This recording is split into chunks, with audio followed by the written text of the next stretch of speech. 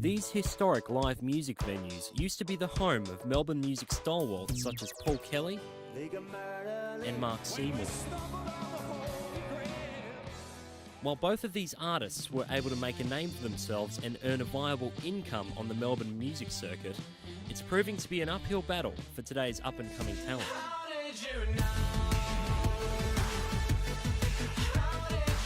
Yeah, money is probably the biggest thing.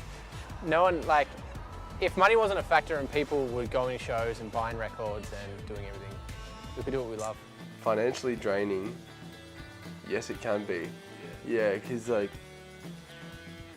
a lot of the time having to get an Uber to the gig because you've got like your amp, and then any money from the gig you'll end up wanting to put back into like recording or like doing something else with it, or like booking rehearsal space. While live music events continue to be a popular destination for nearly 100,000 Melburnians on a Saturday night, a recent study conducted by Live Performance Australia has shown that ticket revenue for contemporary music has dropped by nearly 7% following a sustained period of success over the last decade. During the 2016 Contemporary Music Roundtable, Live Performance Australia chief Evelyn Richardson stated that after a decade of continuous growth, the golden years of touring are over, leaving some musicians in search of a more reliable income. Pretty soon, well not pretty soon, after about 5 or 6 years of that, of just doing whatever you can to get by, you sort of have to make the decision to think of other means. Despite these findings, club programming manager at the TOF, JOU0005, states that it's still easy for young bands to find opportunities. I don't think it's that hard getting a gig. There's a lot of venues, there's a lot of opportunity midweek. You got to graduate to maybe the Friday and Saturday night slots. But in terms of just getting a gig, like a basic gig in the music world or in venues, I think it's quite easy.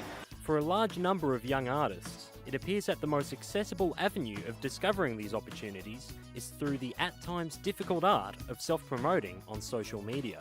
Well, I'm pretty involved in it with like Instagram and Facebook and stuff, but I think it is very important, but there's always got to be like content there. It's like a necessary evil. It's kind of hard for self-promotion because there's a lot of doors closing and you're trying to say, hey, listen to what I do. So it's like, it deflates your ego a lot of the time, so you've got to have really thick skin and an inflated ego for a lot of it. While young musicians currently have more means of self-promotion available to them than ever before, never has it been so difficult to maintain a consistent income, which could spell trouble for Melbourne's live music scene. Despite these growing financial concerns, the quality of today's music scene is still worth the price of admission. Melbourne's got a really healthy, vibrant live music and electronic music scene. Cool. We've got some really great artists that are really making waves internationally. So yeah, I think it's looking good. Cool. Jack Walker, Swinburne News.